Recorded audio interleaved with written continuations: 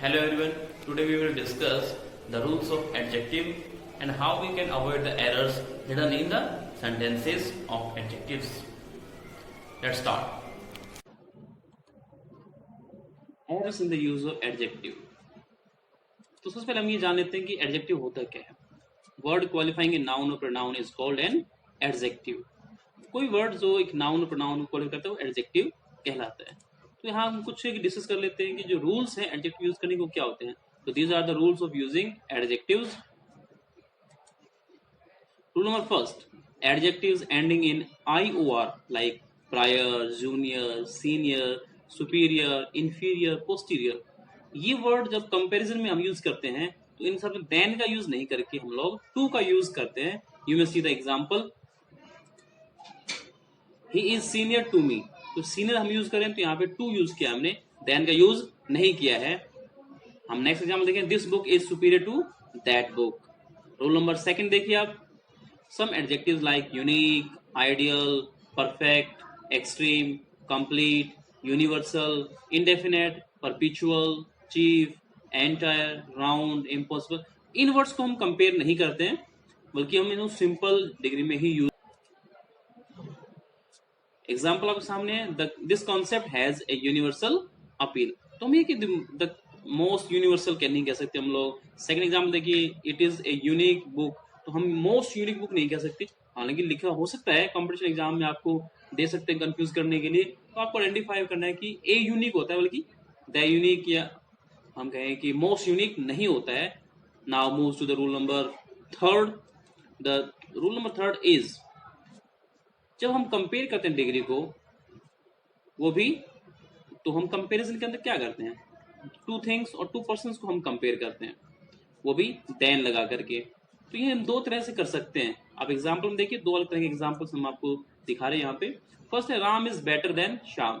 तो श्याम और राम में कंपैरिजन किया गया और राम को बेटर बताया गया, देन से कंपैरिजन हो गया. लेकिन कई बार क्या होता है कि हमें दो चीज में से किसी एक को बेस्ट बताना होता है. टू थिंग्स हो सकते हैं, उस केस में हम लोग क्या करते हैं कि it is the better of the two books. दो बुक में से एक को बेटर, तो द बेटर हमने यूज किया, जबकि सेंस क्या है, हम इसको बेहतर बताना, बेस्ट बताना चाहते हैं. तो बेस्ट, द बेस्ट ना लिख करके द बेटर यानी कंपैरेटिव डिग्री के साथ में द का यूज करते हैं, जो कि क्वाइट अनयूजुअल है. एग्जाम में अक्सर नए क्वेश्चंस पूछ लिए जाते हैं, तो आप ध्यान रखिए इसको.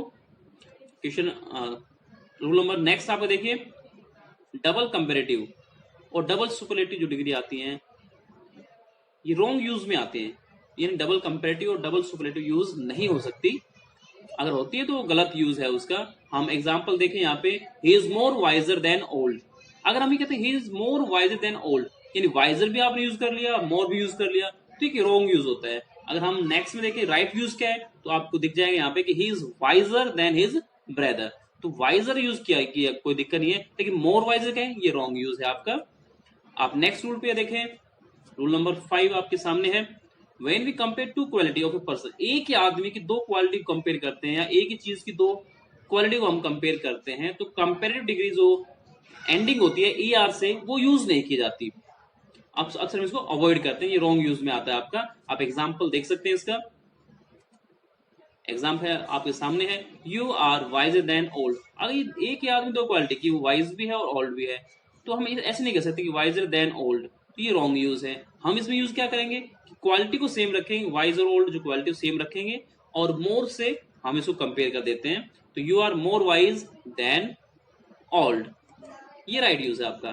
आप रूल नंबर 6 देखिए, when two adjectives in comparative और superlative degree are used together, the one form by adding more और most must follow the other adjective. ये रूल बड़ा सिंपल सा है कि जब दो कंपैरेटिव डिग्री या दो सुपरलेटिव डिग्री हम यूज कर रहे होते हैं एक साथ, तो हमें पहले वाली कौन सी यूज करनी है, बाद में कौन सी यूज करनी है. तो रूल उसका बिल्कुल सिंपल है कि जिस डिग्री के साथ में मोर या मोस्ट लगा करके कंपैरेटिव या सुपरलेटिव बनाया जाता है, उसको हम पहले प्लेस करते हैं, और जो अदर डिग्री है ER या EST करके हम जिसको कंपैरेटिव या सुपरलेटिव बना रहे हैं, उसको हम बाद में प्लेस करते हैं.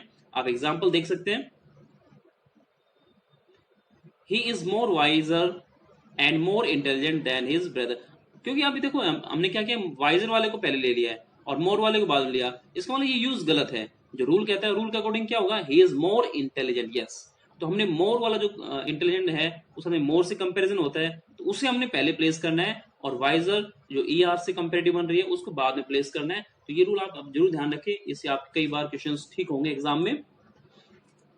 रूल नंबर नेक्स्ट देखिए, when two adjectives differing in degrees of comparison are used, तो they should be complete in themselves। जब दो अलग अलग डिग्री यूज की जा रही है कंपैरिजन में, तो हमें इस तरह से यूज करना है कि वो अपने आप में कंप्लीट हो, एक दूसरे पर रिलाय ना करें। एग्जाम्पल आप देखिए, अगर हम कंपेयर कर रहे हैं, he is as wise as, तो आप कंफ्यूज ना हुई कि यहाँ पे एज वाइज एज क्यों कर दिया, क्योंकि हम कंपेयर करते हैं he is as wise as Ram या हर। तो उस तरह से कंप्लीट बनाने के लिए, उस सेंस को देने के लिए एज वाइज एज यूज करेंगे आप, फिर कॉमा लगाएंगे, क्योंकि इसमें हमें कंप्लीट की सेंस देनी है। If not visor then his brother, तो ये यहाँ पे हिज ब्रदर लिखकर उसको कंप्लीशन दी गई है, यहाँ पे एज वाइज एज लिख कर कंप्लीशन किया गया सेंटेंस को। Now rule number 8, when two changes happen together comparative degree is used in both. तो जब दो चेंज आते हैं, दो सेंटेंस के दोनों ही पार्ट में चेंजेस आते हैं, तो उस केस में हम लोग क्या करते हैं, दोनों ही तरफ हम कंपैरेटिव डिग्री का यूज कर लेते हैं। एग्जांपल आप देखेंगे तो आपको क्लियर हो जाएगा कि किस तरह से हम सेंटेंस में इसका यूज कर सकते हैं। एग्जांपल है द हायर यू गो, तो यहाँ पे हायर हमने कंपैरेटिव लिया, फिर सेकंड पार्ट में द कूलर यू फील, तो दोनों तरफ ही हमने कंपैरेटिव ली, हायर और कूलर। तो इस तरह से आप इसको use. Rule number 9, when comparative degree is used in superlative sense it is followed by any other. ध्यान देखिए, वर्ड को हमने हाईलाइट किया जानबूझ करके, क्योंकि आपको मेमोराइज करने के लिए बहुत जरूरी है कि कुछ कैची बनाया जाए। जो रूल है कि अगर हम कंपैरेटिव डिग्री को सुपरलेटिव की सेंस देना चाहते हैं, तो हमें एनी अदर का यूज करना होता है। आप देखिए इसको किस तरह से हम कर सकते हैं। एग्जाम्पल देखिए, Kapil is better than any other bowler. इन बहुत सारे बॉलर एक तरफ है और कपिल को हम कंपेयर करना चाहते हैं सुपरलेटिव सेंस में कि बाकी इन सबसे अच्छा है, तो द बेस्ट ना कह करके, द बेस्ट इसमें रॉन्ग यूज होगा, हम इसमें कंपैरेटिव यूज करेंगे, Kapil is better than any other bowler. Rule number next, that is 10th, compound adjectives formed by adding word is placed after the noun it qualifies। ये बहुत ही अलग तरह का रूल है कि जो वर्ड है वो नाउन के साथ आपने उसको प्लेस करना है जो क्वालिफाई कर रहा है, और फिर इसके साथ में हमने फर्स्ट प्लस आईएनजी का यूज करके इसको सेट करना होता है। तो एग्जांपल देखिए, this is a site worth seeing, तो यहाँ पे हमने वर्थ यूज किया है उस नाउन के साथ में जिसको ये क्वालिफाई करता है। रूल नंबर नेक्स्ट देखिए, rule number 11 is here, when two or more comparatives are joined by and they must be in the same degree।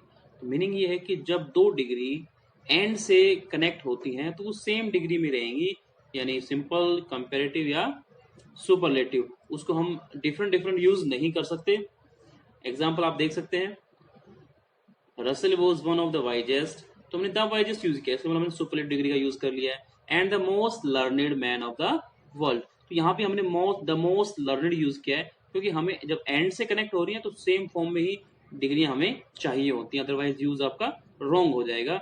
Now see the rule number next, that is 12th, when there are two objects of comparison then to avoid repetition of noun that is used for singular and those for plural noun. तो यहाँ पे हम दो noun को जब compare करते हैं और एक को हम रिपीटिशन से बचाना चाहते हैं, तो हम दैट का यूज कर लेते हैं सिंगुलर केस में, और अगर प्लूरल है तो हम दोज का यूज करते हैं उसमें। आप एग्जांपल देखेंगे तो बहुत अच्छे से आपको क्लियर हो जाएगा।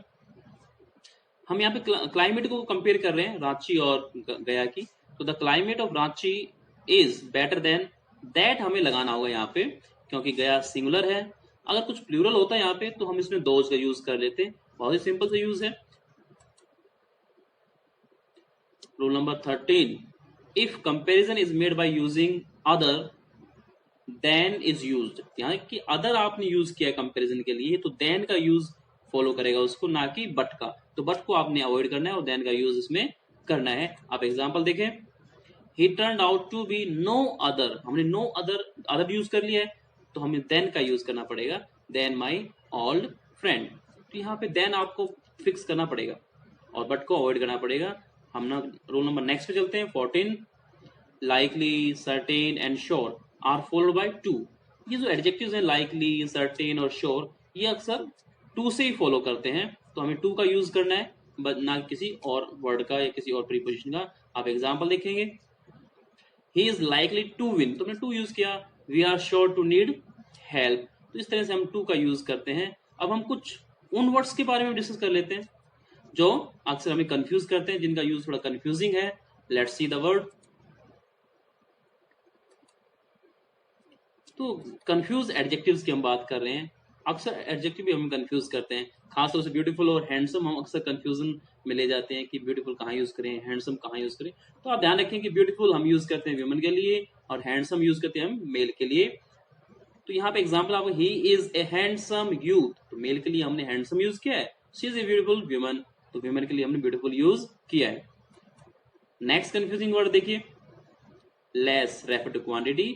लेस और फ्यूअर में अक्सर हमारी कंफ्यूजन रहती है कि लेस कहाँ यूज करें और फ्यूअर कहाँ यूज करें। तो बहुत सिंपल सा यूज है कि लेस का यूज क्वांटिटी को शो करता है, अमाउंट को शो करता है, और जो फ्यूअर है वो नंबर को शो करता है। एक एग्जाम्पल देख लेते हैं ताकि आपको क्लियर हो जाए। He takes no less than a litre of milk, comparison किया कि उससे कम नहीं, देन से कंपेयर किया गया। Less use little, less comparative degree होती है, तो ये अमाउंट को शो कर रहा है, मिल्क है, क्वांटिटी है।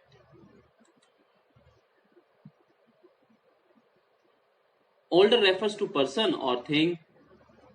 जो ओल्डर है और एल्डर, इनमें अक्सर कंफ्यूजन हमारी रहती है कि जो ओल्डर है वो पर्सन को रेफर करता है और जो या थिंग को रेफर करता है, और जो एल्डर है वो ब्लड रिलेशन या सिर्फ पर्सन के लिए यूज किया जाता है। आप एग्जांपल देखिए, हम कहेंगे this tree is older than that, तो दो ट्रीज को हमने कंपेयर किया, दिस और दैट से, देन लगा करके ओल्डर हमने यूज, ओल्ड ओल्डर हो गया ना। और अगर एल्डर यूज किया तो सिर्फ पर्सन के लिए यूज किया जाता है, he is my elder brother, उसको हम कंपेरेटिव में नहीं डाल सकते, he is my eld, he is elder than this and this, तो वो हम यूज नहीं कर सकते। इसका यूज केवल हम पर्सन को डिनोट करने के लिए यूज करते हैं। रूल नंबर 6 आपके सामने स्क्रीन पे है। लिटल और ए लिटल में अक्सर कंफ्यूजन रहती है कि लिटल कब यूज करें, ए लिटल कब यूज करें।